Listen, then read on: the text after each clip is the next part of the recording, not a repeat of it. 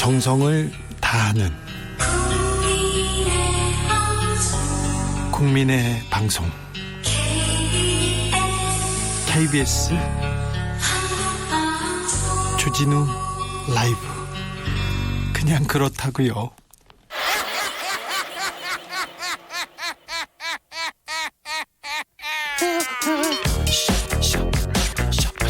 발로 뛰는 기자, 탐구하는 기자, 세상의 질문을 마구 던지는 기자, 기자가 본 오늘의 세상, 기자들의 수다.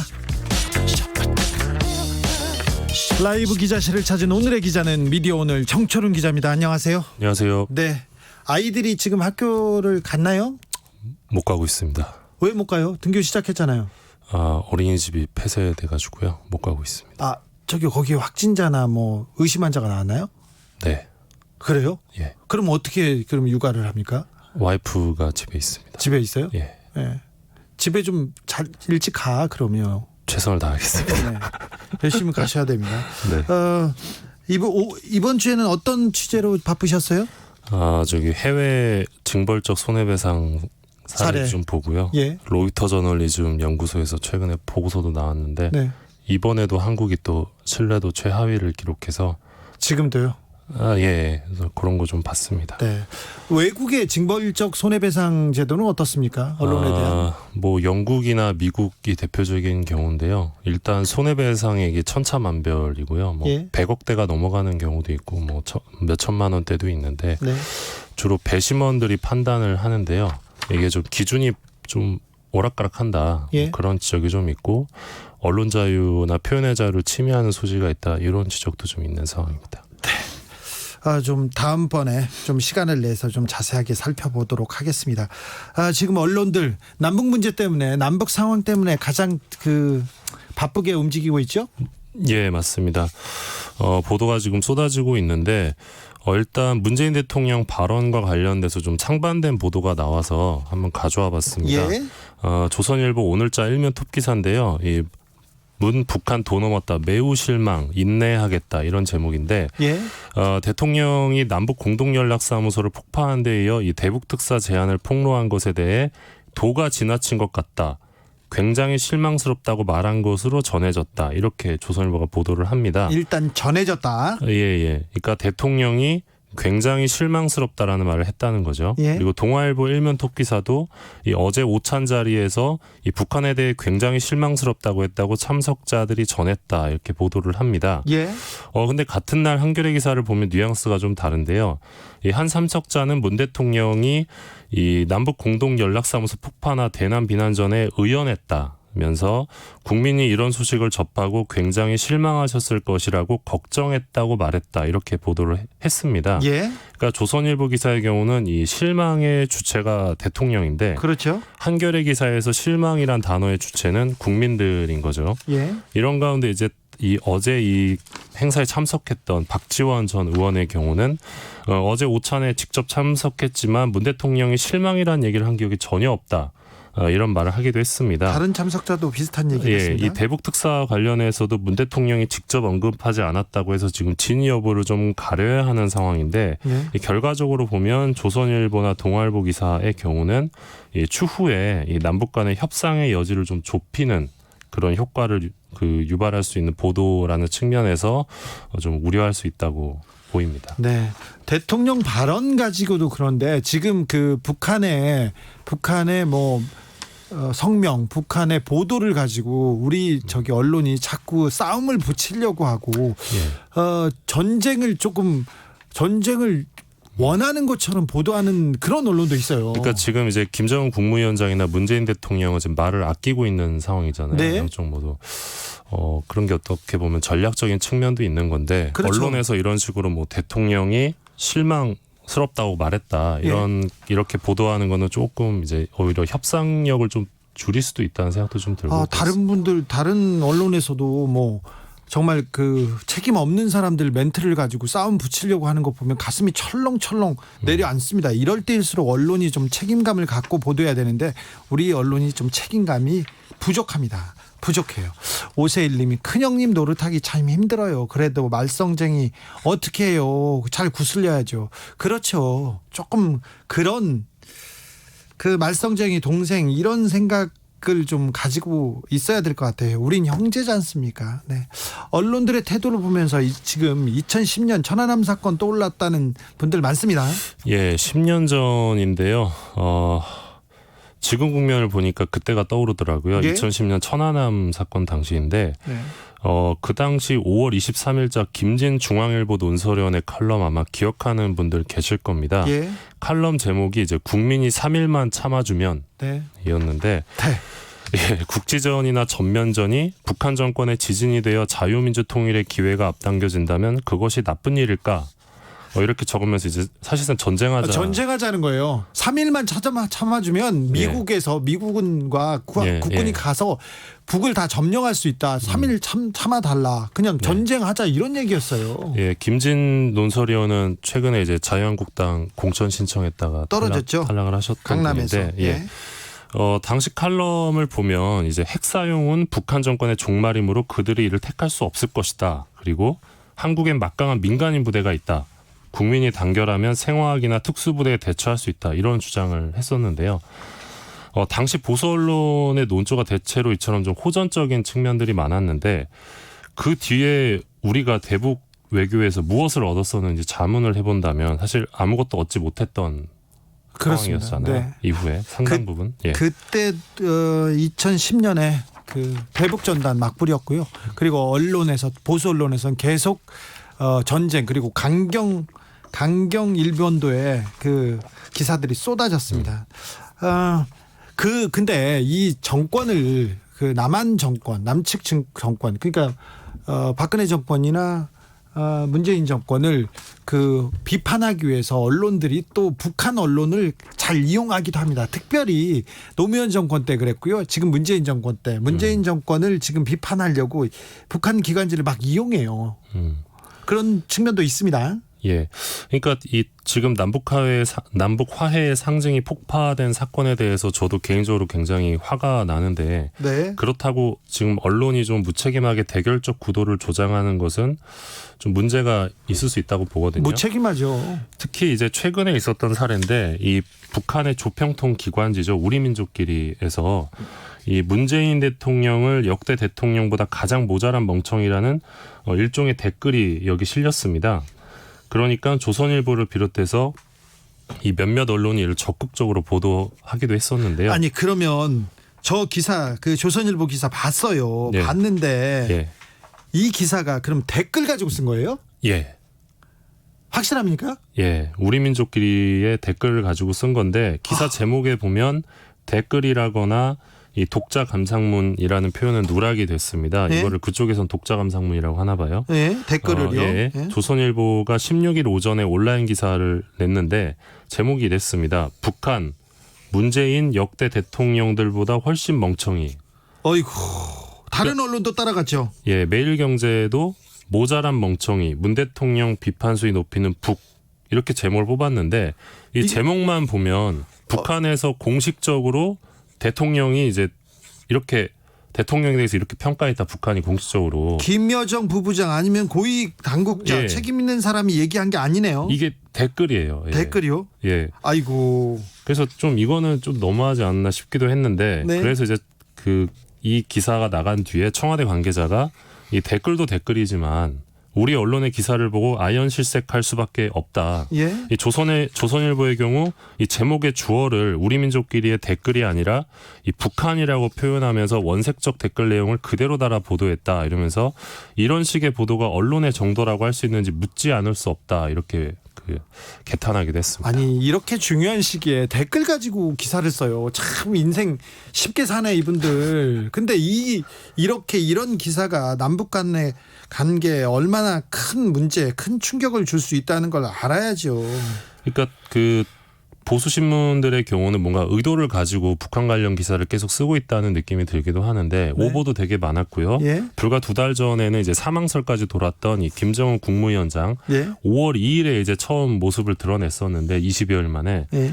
5월 2일 날 모습을 드러낸 그 당일날 조간에서도 조선일보와 동아일보는 이 김 위원장이 건강 이상서를 다루면서 좀 근거 없는 보도를 쏟아내기도 했었거든요. 북한 오보에 대해서는 좀 독보적입니다. 그러니까 이 보수신문 보도의 문제점은 어떤 관점의 문제 측면보다는 사실관계 측면 그리고 더 나아가서는 어떤 당파적인 목표에 의해서 특정 관점의 기사를 지속적으로 쏟아내는 것 아니냐. 그렇죠. 이런 의심을 할 수밖에 없는 상황입니다. 그렇죠. 사실이 예. 뭐가 중요합니까? 지금 당파적인 목표, 당파적인 이익, 특정 정치 세력의 이익이 더 중요한 거 아닌가 그런 의심을 강력하게 할 수밖에 없어요. 예, 그러니까 뭐 8년 전 얘기를 가지고 오면 그 2012년에 예. 이명박 대통령이 독도를 방문한 적이 있어요. 예. 저기 정권 말기였는데 이명박 정부 말기에 대통령의 지지율이 급전직하 떨어졌어요. 주변 사람들이 다 감옥 가고 아까 말했던 천신일 그러니까 대통령의 친구가 감옥 가고 막 그랬던 때예요. 그러자 인기를 좀 지지율을 꺾어 올려보겠다고 북한 예. 독도를 갑자기 방문하죠. 그게 역대 대통령 중에 독도를 방문한 첫 번째 대통령이었는데 당시 이제 한일 관계가 최악으로 치닫습니다. 네. 그리고 나서는 그 일본에 있는 한국 식당이 있지 않습니까? 네. 매출이 절반으로 떨어졌습니다. 근데 그 당시에 조선일보가 어떻게 보도를 했냐면 네. 이 독도 방문을 통해 친일 논란을 확실히 잠재우는 효과를 노렸다. 그리고 독도를 분쟁 지역화하려는 일본 정부의 끊임없는 시도에 강한 경고를 보낸 것이다. 이렇게 호평을 하거든요. 네. 근데 아시겠지만 작년에 그 한국 정부가 일본 정부와 갈등이 있을 때 그때 조선일보 논조를 생각해 보면 180도 다른 논조였던 것이죠.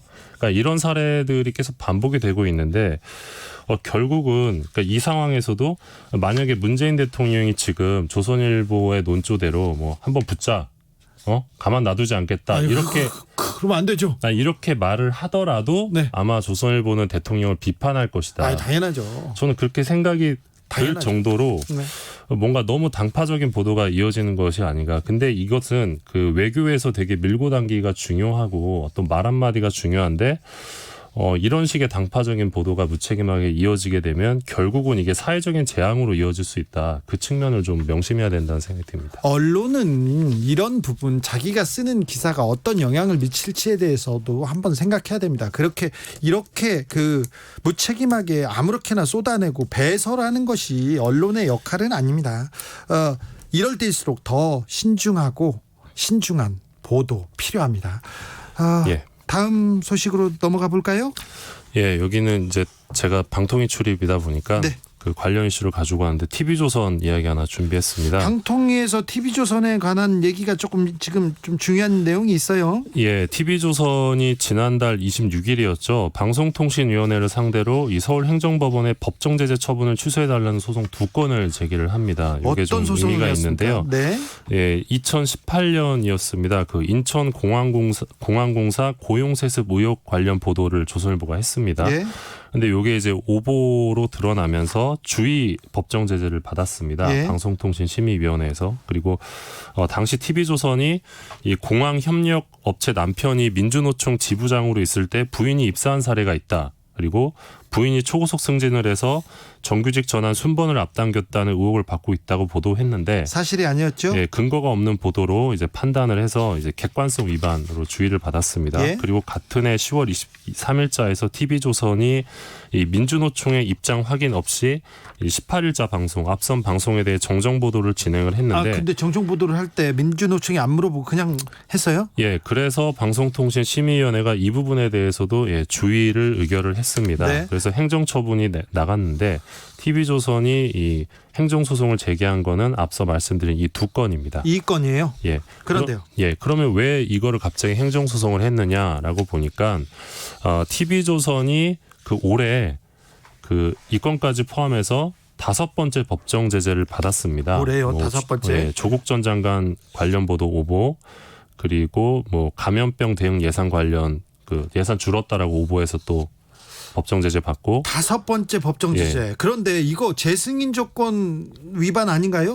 예, 앞서 방통위가 지난 4월에 이 TV조선의 재승인 조건을 하나 걸었는데 예. 이 오보 막말 편파 방송과 관련한 법정 제재를 연간 5건 이하로 유지하라 이런 조건을 걸었어요. 5건 됐네요, 벌써? 예, 그래서 TV조선이 올해 남은 기간 중에 법정 제재를 한 건만 더 받으면 이 방통위 시정 명령을 받게 됩니다. 그렇다면 재승인이 안 될 수도 있다는 그렇게 해석할 여지가 있네요. 예, 그렇게 보시는 분도 있는데요. 일단 시정 명령이 나오고 시정 명령을 이행하지 않으면 업무 정지 또는 방송사업 승인 유효 기간 단축이 가능하다고 합니다. 그러니까 TV조선이 지금 3년 재승인을 받았는데 이 기간이 줄어들 수 있다는 거죠. 네. 그리고 방송법 시행령에 따르면 이 업무 정지 기간에도 문제가 개선되지 않으면 재승인 취소가 가능하다고 나와 있습니다. 그런데 재승인 취소하겠어요? 거기까지 가겠어요? 방통위가 거기까지 갈까요? 예, 뭐 그거 두고 봐야 될 것 같은데 아무튼 이번에 TV조선이 제기한 행정소송이 이 시정명령을 피하고 재승인 조건을 무력화하기 위한 시도다 이런 의혹이 지금 나오고 있습니다. 왜냐하면 이 방통위가 재승인 조건 위반 여부를 따질 때 이 행정소송이 제기된 법정 제재의 경우 판결이 날 때까지 집계하지 않는다는 이 맹점을 이용했다는 지적 때문입니다. 법에 구멍을 지금 파고 들었네요. 예, 그런데 방통위는 그렇지 않다는 입장인데요. 이 행정소송을 제기해도 그 결과가 이월되는 형식이기 때문에 언제까지나 이 법정 제재를 누적시킬 수 없다는 겁니다. 쉽게 말해서 이번에 제기한 행정소송 2건에 대해서 내년에 법정 제재가 정당하다 이런 확정 판결이 나면 2021년에 법정 제재 2건이 이제 카운팅이 되는 겁니다. 그래서 TV조선의 행정소송이 결국은 시간 끌기에 불과할 것이다 이런 전망도 나오는데요. 현실적으로 지금과 같은 추세의 법정 제재가 이어지면 TV조선의 재승인 조건 리스크 관리는 좀 불가능할 것이다 이런 지적이 나오고 있습니다. 그래도 저는요 제 생각입니다. TV조선 그 재승인 그냥 될 것 같아요. 한번 두고 봐야 될 것 같습니다. 많이 관심 좀 가져주시면. 그래도 관심을 가져야 됩니다. 관심을 가져야 TV조선이 보도를 잘합니다. 공정하게 하고요. 사실을 잘 전달합니다. 그래서 정철훈 기자 계속 이 문제를 관심 있게 취재해야 되는 이유이기도 합니다. 네. 여기까지 할까요? 기자들의 수다 미디어 오늘 정철훈 기자와 함께했습니다. 감사합니다. 고맙습니다. 라디오 정보센터로 가겠습니다. 정한나 씨. 청와대는 오늘 정우용 국가안보실장 주재로 국가안전보장회의 NSC 상임위원회 회의를 열고 남북 합의는 반드시 준수되어야 한다는 입장을 상임위원들이 재확인했다고 밝혔습니다. 북한군이 최전방 일부 지역에서 척검을 한 채 근무하는 것으로 알려진 가운데 정경두 국방부 장관은 북한이 군사적 도발을 감행하면 우리 군은 좌고우면하지 않고 강력 대응할 것이라고 경고했습니다. 청와대는 김현철 통일부 장관이 남북관계 악화에 책임을 지고 사의를 표명한 것과 관련해 대통령이 오늘은 제가하지 않는다고 밝혔습니다. 통일부가 이날 내부적으로 준비한 김 장관의 이임식은 열리지 않았습니다. 추미애 법무부 장관은 검찰이 한명숙 전 국무총리 관련 진정 사건을 감찰부서가 아닌 서울중앙지검 인권감독관에게 배당한 것과 관련해 감찰을 무력화하는 관례를 만들어선 안 된다며 시정돼야 한다고 말했습니다. 대검은 시효가 지나 감찰 사안이 아니라고 반박했습니다. 지금까지 정보센터 뉴스였습니다.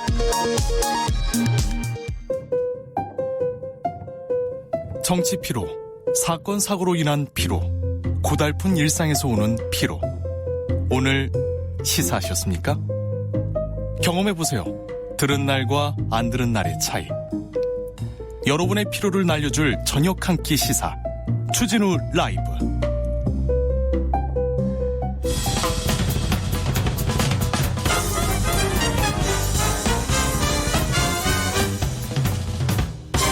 훅 인터뷰.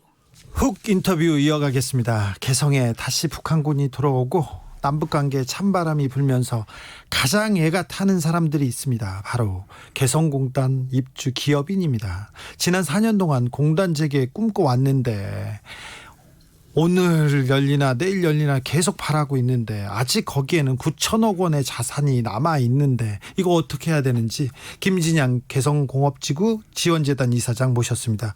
네, 안녕하세요. 안녕 못합니다. 네, 안녕하냐고 인사하기가 좀 그렇습니다. 예. 개성공단에 언제 다녀오신 게 마지막이었죠? 우리 직원들은 원래 1월 말에 코로나 팬데믹 때문에 전체 철수할 때 남북 공동연락사무소 지원 인력 나갔다가 올 1월 말에 나온 게 마지막이었고요. 저는 지난해 예. 9월에 들어갔다가 그게 마지막이었습니다. 그래도 남북 정상회담이 열리고 판문점 선언하면서 개성공단이 열리겠구나 희망을 좀 많이 가졌을 텐데요. 당연하죠. 4.27과 9.19의 합의가 예. 개성공단 우선 정상화가 합의였어요. 예. 근데 왜 그게 안 돼요? 다들 잘 아시다시피 우리 시청자분들 잘 아십니다. 남과 북은 4.27 판문점 선언과 9.19 평양 선언에서 네. 개성공단 우선 정상화, 금강산 관광 우선 정상화 내지는 종전선언 평화일정 다 합의했지만 아시다시피 미국이 반대하고 미국이 한미 워킹그룹을 통해서 딱 차단하니까는 반대가 됐는데 두 번째 문제가 생겼죠. 그 반대를 무릅쓰고 우리가 좀 의지를 가지고 주도적으로 확 치고 나갈 것이냐 말 것이냐라는 네. 관점에서 본다라면 좀 소극적으로 못 치고 나갔죠. 네. 그때 몇 걸음 갔어야 되는데요. 그때 반보라도 나갔으면은 한 아쉬움이 진짜 안타까움이 크게 있죠. 네. 안타깝습니다. 며칠 전에 남북 공동연락사무소 폭파하는 장면 연기 이렇게 피어오른 모습 보면서 마음이 무거우셨을 거예요. 16일이었는데요.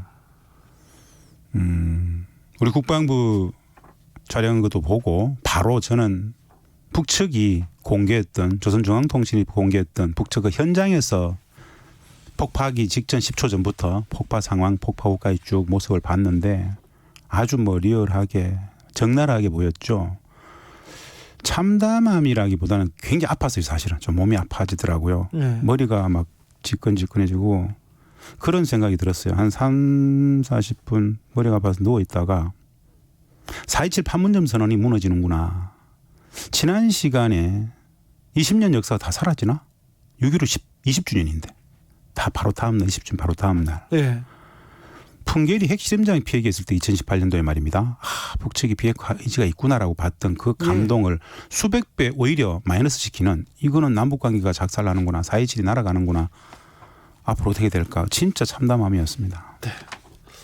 개성공단 내 다른 입주 시설은 어떻습니까? 피해는 없나요? 예, 그 현장을 저희들이 뭐 워낙 잘 알아서 뭐 그건 참고로 말씀드릴 수 있는데 남북경협사무소, 남북교련력사무소가 이후에 남북공동연락사무소 4층짜리 건물이 있었죠. 그 바로 앞에 우리 재단 개성공단 관리위원회가 우리가 쓰고 있었던 15층짜리 빌딩이 있었습니다. 예. 개성공단의 랜드마크인데 네.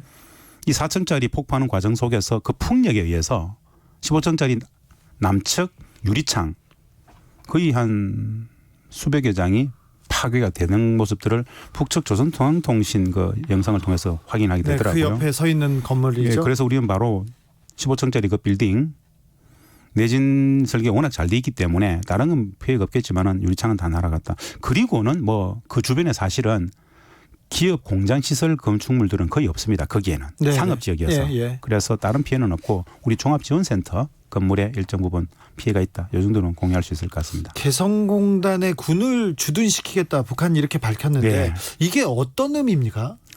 사실은 오늘 이 짧은 시간에 이 전체적인 거신 이야기 못하겠지만은 처음입니다. 네. 이건 어떤 의미냐.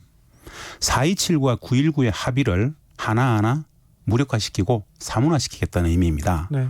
특히나 4.27 판문점 선언에 근거해서 9.19 평양선언 당시에 군사 분야 합의를 했지 않습니까? 네. 그 군사 분야 합의를 무력화시키는 겁니다. 이것은 어떤 의미냐?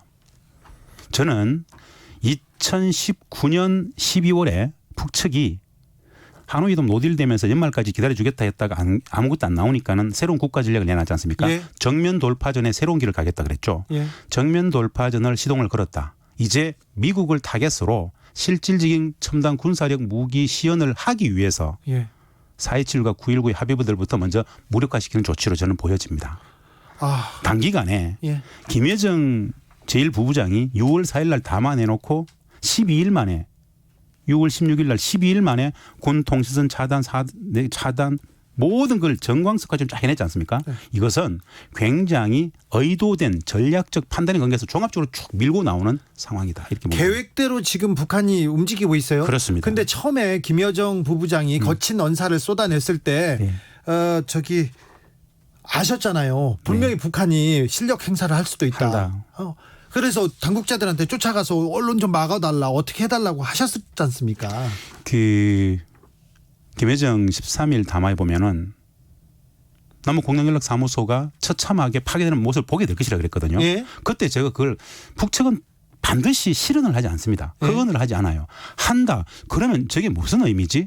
어떻게 파괴했다는 이야기일까? 진짜 파괴한다고? 그건 4.27과 9.19 이 정부하고는 4.27과 9.19 합의가 있는데 그걸 깨겠다는 이야기인데 그건 뭐지? 아, 미국이구나. 예.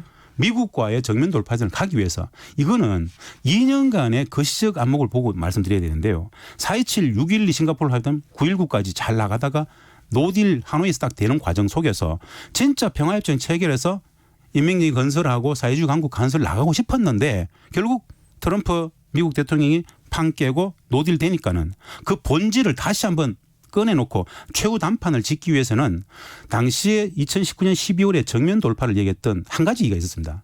정치 군사력으로 돌파하겠다 그랬거든요. 네. 정치 군사력으로 돌파라는 이야기는 트럼프를 싱가포르로 끌어낼 수 있었던 실질적인 북측 자신들의 핵과 ICBM 첨단 무기들을 다시 보여줌으로써 한반도는 전쟁이 끝나지 않았다. 너네들은 계속 우리한테 이렇게 적대를 할 수 있어? 제재를 유지하겠다고? 우리도 가만히 있지 않겠어? 끝장 보자라는 최후 단판 전략. 우리는 그것을 벼랑 끝 전략이라고 합니다. 그런 걸 다시 하면서 본질을 드러내놓고 해법을 찾겠다는 얘기를 보여요. 그러면은 4.27, 9.19가 거추장스럽죠. 이거 파기시켜버려야 되고 북측이 어떤 무기시전 할 때마다 위반이야 이렇게 이야기할 우리들에 대해서 어차피 그거 안 지켰었잖아. 어차피 안 했었잖아. 라는 이야기를 하기 위해서 우리한테는 우리는 제끼면서 미국과의 정면 돌파전을 가기 위해서 내놓고 있는 과정의 프로세스다라고 보기 때문에 이 위기가 점정한다 단기간. 네. 이런 생각이 듭니다. 점점 군사적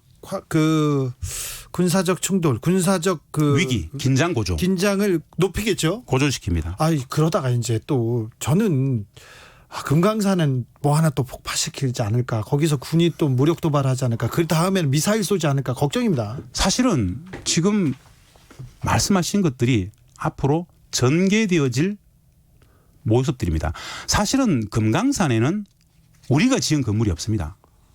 별로 없어요. 그래서 네. 파괴할 게 별로 없습니다. 네. 군대 주둔으로 끝나는 겁니다.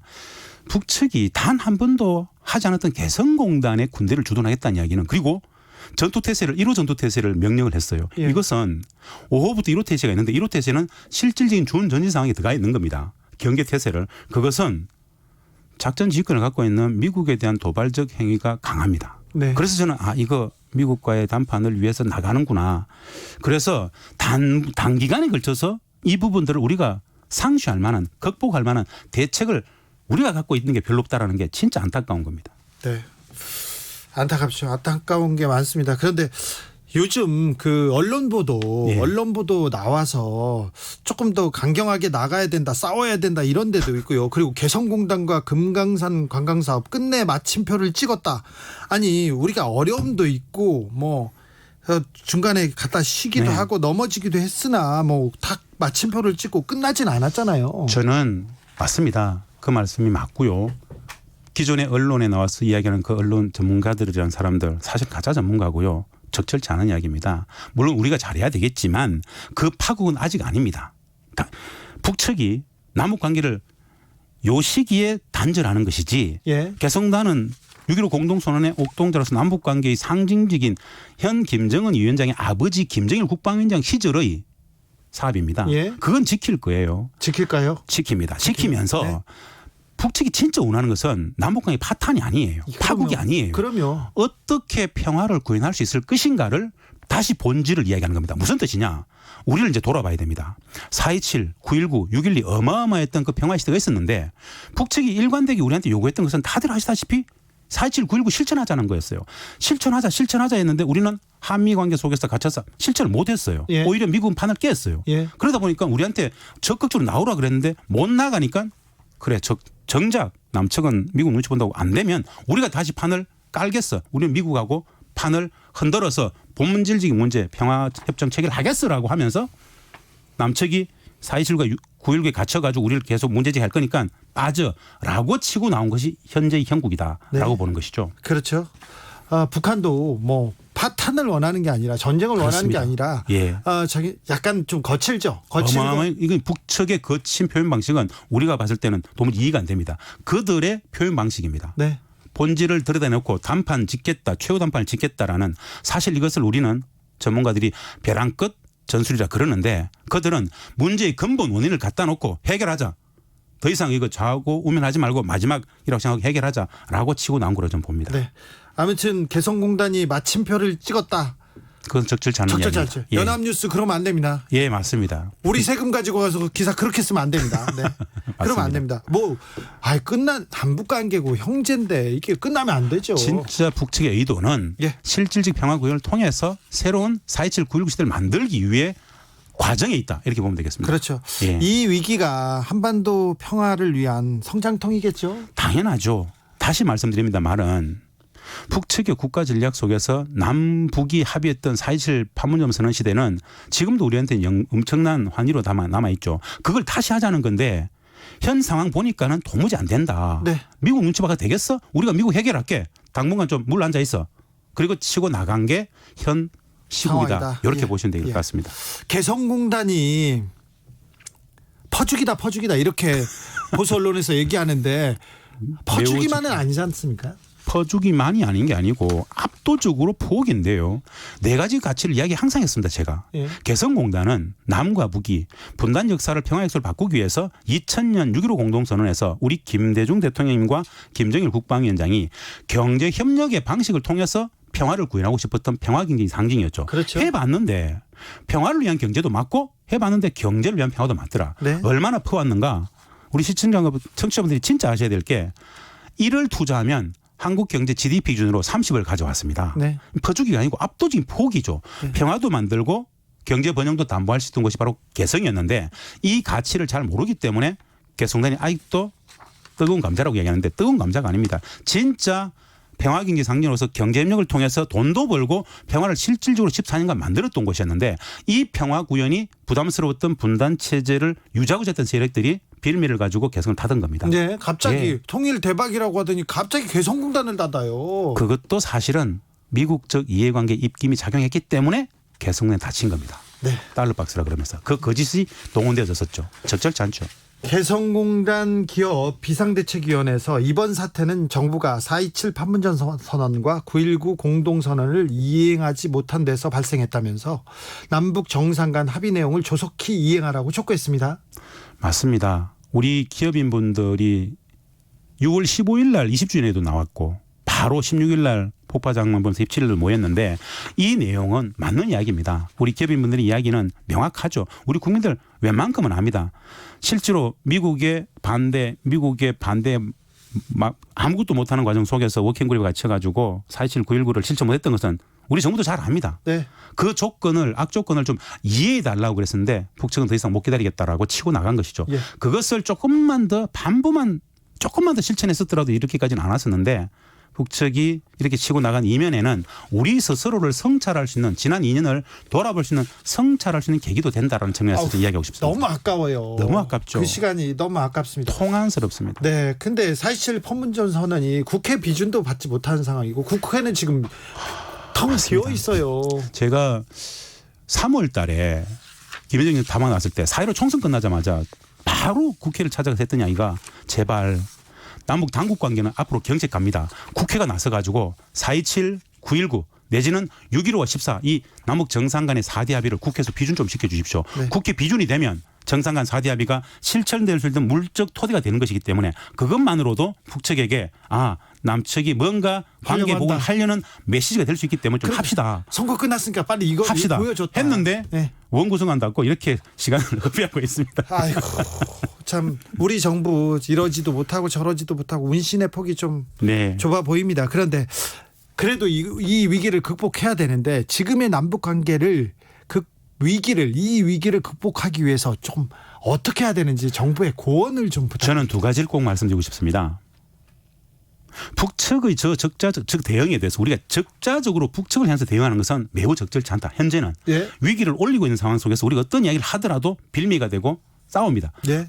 단기간에 있어서는 무대응이 최선의 대응인데 근본적으로 우리를 돌아볼 수 있는 시간 어차피 위기가 고조된다라면 지난 2년을 복귀해 보면서 우리의 대북 정책, 우리의 대북 전략, 우리 한반도 평화 전략에 문제는 없었는지에 대해서 성찰하면서 북측이 이야기했던 내지는 우리가 좀 일방적으로 한미관계에 갇혀 있었던 그 과오들을 일정 부분 좀 파기할 수 있도록 저는 비핵화가 아닌 평화의 프레임에 넘어오자 가끔씩은 한미 관계를 중심축으로 북한 문제를 풀 것이 아니라 가끔씩은 남북 관계를 중심축으로 미국 문제도 풀어야 되고 네.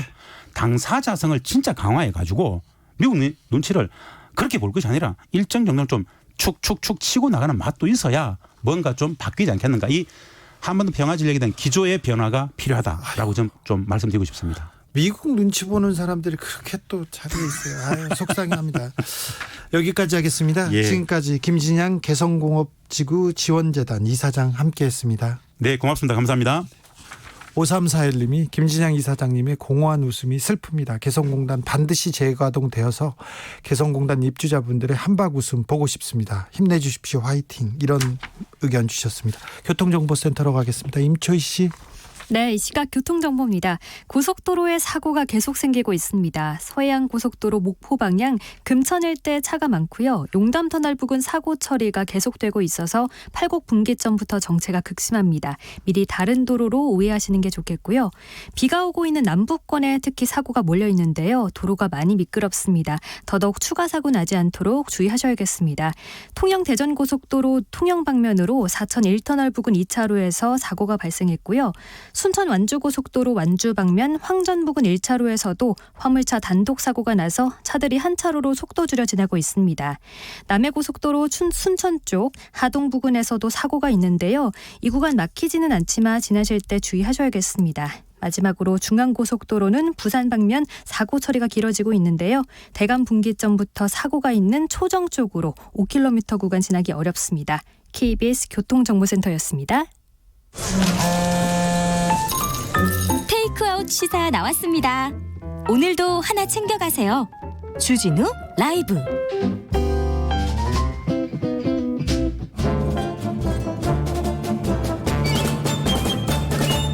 여기도 뉴스 저기도 뉴스 빡빡한 시사 뉴스 속에서 가슴이 답답할 때 뇌 휴식을 드리는 시간입니다. 한 주에 한 권 맛있는 책을 만난다. 책의 맛.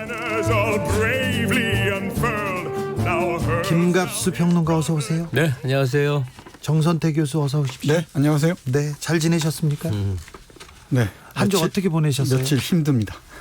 무슨 일로요? 네, 무너지는 걸 보면서 제 가슴 한 켠도 무너지는 것 같습니다. 복바, 너 가슴이 무너지겠더라고요. 네, 속상해 죽겠어요. 네. 아니 근데 그 속상함 안타까움은 다 똑같지만 그 우리 사회가 반응하는 거 보면 정말 우리도 많이 성숙했다 싶어요. 네. 여러 가지 이유가 있겠지 하면서 패닉이 안 빠지지 않습니까? 네. 좀 만성이 된 것도 있겠지. 우리가 굉장히 나름대로 우리 사회 전체 뭐 입장이나 거 떠나서 전체가 꽤 이거를 관망하면서 여유 있게 받아 넘기는 게 한국 사회의 이 성숙도라고 생각을 해요. 예전 같았으면 전쟁하자 막 걸기대회하고 막 그랬을 거예요. 난리 나죠. 네. 그렇죠. 네. 그럼에도 내심 고소해한 사람도 없지 않은 것 같습니다. 너무 즐겨요. 네. 언론들. 야, 니네들 뭘 잘한다고 하더니 남북관계 좋아졌다든지 현실이 이렇잖아 이렇게 비아냥거리는 사람 얼마나 많습니까? 남북 평화나 이 화해 협력이 불편한 사람들이 적지 않은 것 같습니다. 그럼요. 분단을 이용하는 사람들이 얼마나 많습니까? 네, 네, 지금껏. 네, 분단의 기생에서 살아온 역사가 짧지가 않죠. 네. 해서 오늘은 그래서 그럼 고르셨습니다. 네. 오늘도 시집입니다. 그래서 골랐습니다. 바로 구상의 초토의 시입니다. 네, 시커멓게 타버린 땅에서인데 구상 시는 잘 아실 겁니다. 구도의 시인이라고 잘 알려져 있어요. 예. 독실한 가톨릭 신자고요. 서울에서 태어났지만은 원산 근교에서 살다가 응향 사건이 있고 난 다음에 남쪽 넘어오죠. 네. 근데 이런 그 문자 왔어요. 김명정 님이 내내 기다렸어요 두 분. 여기까지는 뭐 이해할 수 있어요. 김명정 님께서 김갑수 선생님 막 팬이거나 그럴 수 있습니다. 그런데 SJ 예인님 남북관계 악화 때문에 책이 눈에 안 들어옵니다. 이런 분들이 있습니다. 근데 이분들 생각해 보면 날씨가 좋아서 책에 눈이 안 들어와요. 아니면 남북관계 때문에 그래요. 그리고 비가 와서 안 들어와요. 그런 분들 많아요. 바람 부니까 책은 아니죠. 이런 분들 많습니다. 네. 아니 근데 나는 저런 분 이해가 가는 게 3, 4년 전이에요. 예. 지금 정부 전인데 그 왜 몸으로 느껴지는 거 있죠? 왜 머릿속이 아니라 몸으로. 예. 근데 전쟁이 가능할 수도 있다는 어떤 생각이 드니까 한동안이 굉장히 고통스럽더라고. 예. 난 그때 그런 생각했어요. 에이, 뭐 난 전쟁 나서 다 끝나도 난 괜찮아. 근데 아이도 생각하고 젊은 친구들을 보면 엄청나게 그 시기가 힘들었었어요. 그러니까 개인 단위의 정세 분석들을 하잖아요. 네. 그랬을 때, 야, 근데 지금은 이제 그런 게 아닌데 어떤 분에게는 지금이 굉장히 두렵게 여겨지는 시점으로 보일 수도 있겠죠. 네, 그럴 우리 수도 있죠. 그 월남 또는 탈북 가족의 일원이신 김갑수 선생님은 또 각별할 수 있을 것 같습니다. 저는 정서적 탈북자죠. 모든 가게가 다 이북이고 이북 사투리 쓰는 집안에서 형님도 전 이북에 있어요. 아, 예. 편지 그래서 왕래도 하고. 좀 이런 일이 있으면 아, 그래요? 예, 예. 편지 왕래를 하세요. 아, 그럼요. 돈 저희가 붙이고 근데 이 우리 친척들은 이북은 하나 안타까운 게 잘 돌아가셔. 우리 집안에 누구 돌아가기 어렵잖아요. 네. 어쩌다잖아. 근데 고모님 돌아가고 뭐 다 이북에 있어요. 친가 외가 뭐 처가 다 이북이에요. 아, 그렇구나. 네. 그런 상처를 안고 계신 분들이 많으실 텐데 구상 시인도 그런 분 중에 한 분이죠. 이런 경험 그리고 이런 경력을 가지고 있는 사람들이 우리나라에 많습니다. 많습니다. 예. 네. 근데 구상시인 얘기할 때 지금 정선태 선생 얘기한 건 너무 지금 드라이해. 좀 빠진 게 하나 있어. 어떤 점인가요? 두 가지를 얘기하겠는데 하나는 요즘은 뭐 가령 주진우를 뭐 한국의 디카프리오 이렇게 표현 안 하죠. 안 되죠. 촌스럽잖아요. 혼나요. 한국의 알랑드랑 뭐 이런 말 많이 했거든요. 옛날에는 그랬죠. 네, 한 10년 전만 해도. 옛날식이에요, 그게. 네. 근데 구상신에게 일생 따라붙던 타이틀이 바로 한국의 타고르라는 얘기였어요. 아, 네. 인도의 타고르 시인 우리가 알잖아요. 예. 그 정말 그런 명상성, 구도자적 자세. 저는 구상 선생 댁을 몇 번 찾아뵌 적이 있었어요. 네. 가면 이렇게 그분이 굉장히 상냥한 분인데도 숨을 잘 못 쉬겠는 거예요. 어려운 거야 이렇게 뵙기가.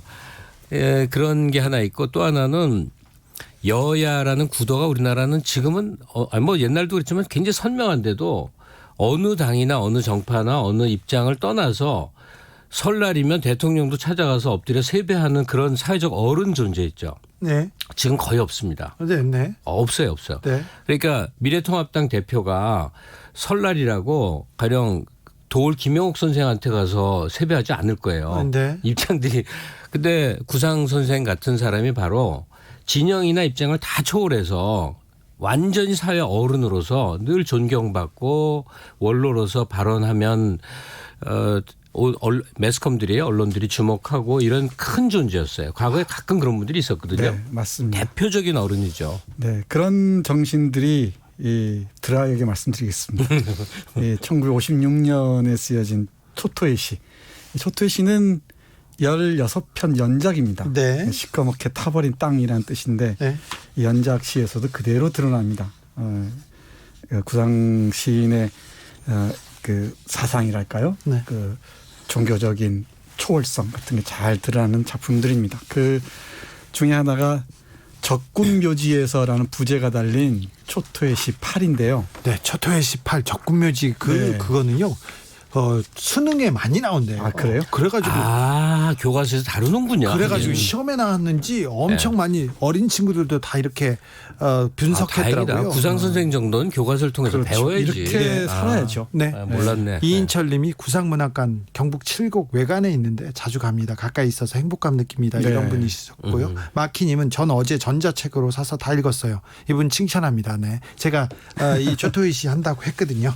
자, 그러면 작품으로 좀 들어가 볼까요? 가장 중요하다고 할 수는 없지만 여기서 의미 있는 작품부터 읽고 시작하겠습니다. 네, 이 초토의 시 8을 빠뜨릴 수가 없습니다. 예. 이런 시를 우리 젊은 청년들이 다 읽어야죠. 예, 수능에 나오면 가장 깊이 공부할 수 있을 테니까 아무래도 읽는 건 우리 김갑수 시인이 더 잘하실 텐데 예, 제가 먼저 하고 뒤에 더 좋은 시가 있으니까 뒤에 시는 양보하겠습니다. 오호, 여기 줄지어 누웠는 넋들은 눈도 감지 못하였겠구나. 어제까지 너희의 목숨을 겨누어 방아쇠를 당기던 우리의 그 손으로 썩어 문드러진 살덩이와 뼈를 추려 그래도 양지 바른 두매를 골라 고이 파묻어 때마저 입혔거니 죽음은 이렇듯 미움보다도 사랑보다도 더욱 신비로운 것이로다. 이곳서 나와 너희의 넋들이 돌아가야 할 고향 땅은 30리면 가로막히고 무인 공산의 정막만이 천만근 나의 가슴을 억누르는데 살아서는 너희가 나와 미움으로 맺혔건만 이제는 오히려 너희의 풀지 못한 원한이 나의 바람 속에 깃들어 있도다. 손에 닿을 듯한 봄하늘에 구름은 무심히도 북으로 흘러가고 어디서 울려오는 포성 몇 발 나는 그만 이 은원의 무덤 앞에 목 놓아 버린다. 살아서는 너희가 나와 미움으로 맺혔건만 이제는 오히려 너희의 풀지 못한 원한이 나의 바람에 깃들어 있다는 얘기요. 예. 그 풀지 못한 원한을 풀어주고 싶다는 것이겠죠. 네. 그리고 마지막에 어디서 울려오는 포성 몇 발 나는 그만 그 은원의 무덤 앞에 목 놓아 버린답니다. 은혜롭기도 하고 원수 같기도 하고. 네. 네. 어쩌겠습니까? 그렇죠. 이 싸우지 말아야 할 사람들이 싸우고 난 다음 그 깊은 상처들 어떻게 하겠습니까? 예. 그 살아서는 총을 겨두던 사람들을 그렇지만 썩어 문드러진 살덩이와 뼈를 추려서 그래도 양지바른 두 면을 골라 다 파묻어 준답니다. 네. 이 적군을 원수로 보는 게 아니고 죽어서 함께 만나는 그런 생각을 하는 거죠. 그렇죠. 죽음은 이렇듯 미움보다도 사랑보다도 더욱 신비로운 것이로다. 이 한 구절만으로도 이 시는 충분한 것 같습니다. 네. 네. 저기 김갑수 선생님 여기서 제가 문제 하나 낼게요. 예. 이게 땡땡 학원에서 나오는 수능 문제예요. 큰일 났다. 이거 잘 못 맞춰요. 제가 조정현 선생님한테 조정현 선생님 작품 가지고 시험 문제를 낸 수능 문제를 가지고 와서 물어봤더니 못 맞추더라고요. 못 풀더라고. 당황하시더라고요. 이문열 선생한테 직접 들은 얘기인데 자기 딸이 네. 시험 문제를 풀어달랬는데 그게 자기 소설을 갖고 한 문제인데 자기가 못 맞췄다니까. 그러니까요. 제가 그런 부분들만 다 모여서 대가들만 모아가지고 수능 문제를 내 가지고 그런 프로그램을 하나 만들려다가 못했습니다. 자, 사면입니다.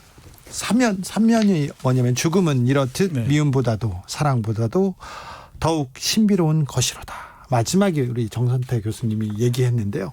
사면을 통해 드러내고자 한 내용과 가장 거리가 먼 것은 무엇인지 고르는 겁니다.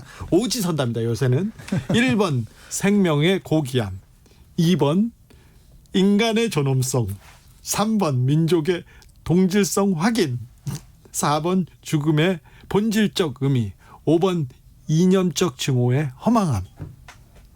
어렵다. 이거 어렵다. 아, 근데 이건 답이 없는 것 같은데. 아니, 항상 그 수능을 출제할 때 네. 이 5개 중에서 3개는 아닌 걸로 하고 둘 중에서 고르게 하거든요. 네.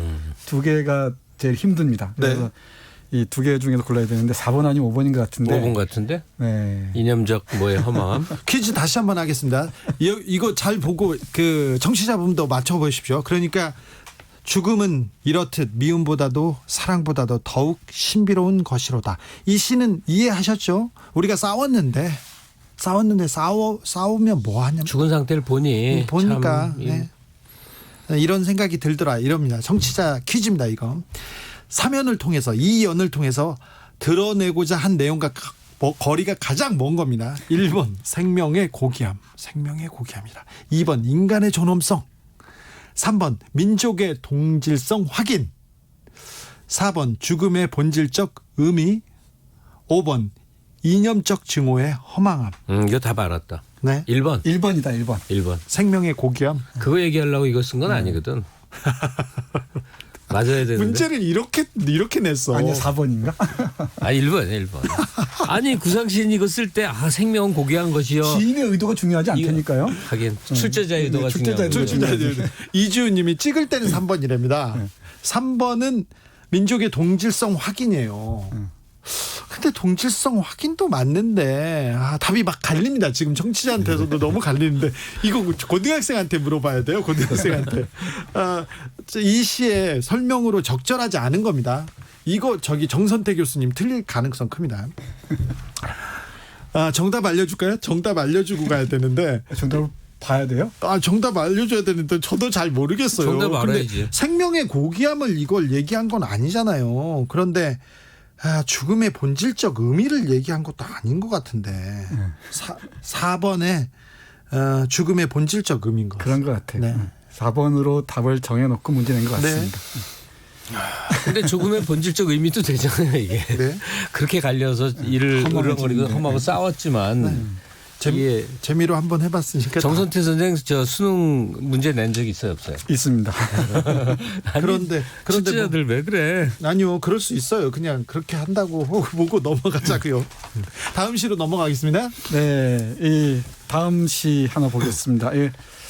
남북 관계가 어려워질 때마다 떠오르는 시입니다. 네. 이 휴전 협상 때라는 부제가 달린 시입니다. 초토의 시 15번째 작품인데요. 네.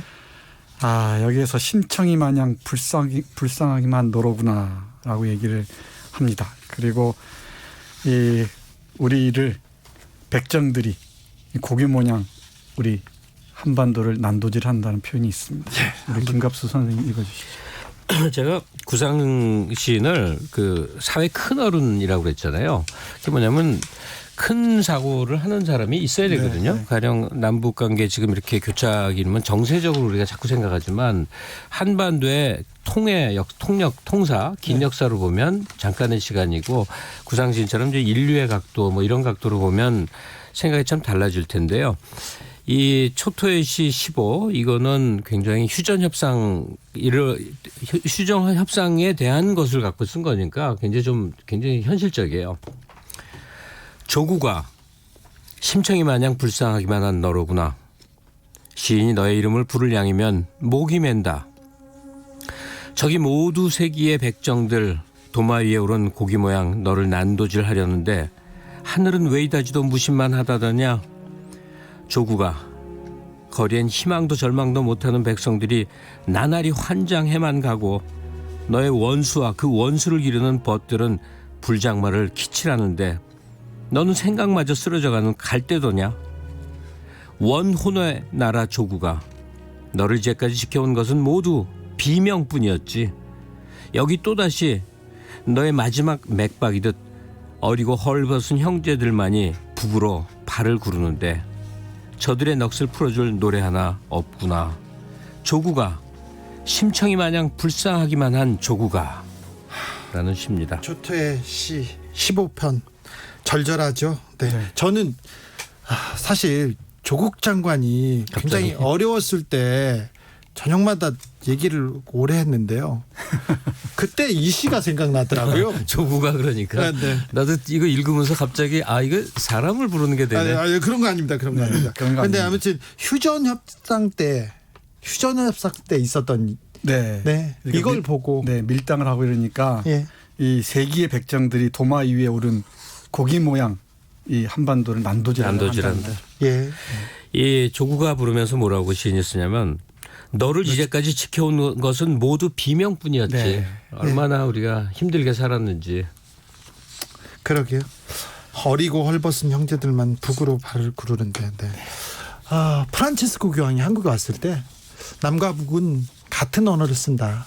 네. 언어가 같다는 것은 부모가 같다는 거다. 형제다. 이 얘기를 했는데 그 마음이 가슴에 확 와닿더라고요. 네. 그리고 더 이제 절박한 건 우리 자식 세대 지금 대학생들 20대까지는 이제 북한은 완전히 외국입니다. 네. 인식상 외국이 돼버렸어요. 너무나 안타까운 일이죠. 네. 이럴 때일수록 어떻게 함께 잘 살지 고민해야지 이간질을 해서는 안 되죠. 그러면 네. 전쟁, 대결, 싸움은 절대 우리의 그 대안이 될 수 없어요. 절대 안 됩니다. 네, 그럼요. 그러지 말라고 KBS 시사 프로에서 말했더니 나오지 말라고 그러더라고요. 그건 또 왜 또 아이고. 네. 오늘 마치실 시간입니다. 네. 마지막으로 인사해 주십시오. 예, 고맙습니다. 네, 고맙습니다. 지금까지 정선태 교수, 그다음에 김갑수 선생님이셨습니다. 감사합니다. 주진우 라이브 마칠 시간입니다. 선물 받으실 분은 홈페이지에서 확인하시고요. 저희는 안치환의 철망 앞에서 들으면서 오늘 마무리하겠습니다. 저는 내일 오후 5시 5분에 돌아옵니다. 지금까지 주진우였습니다.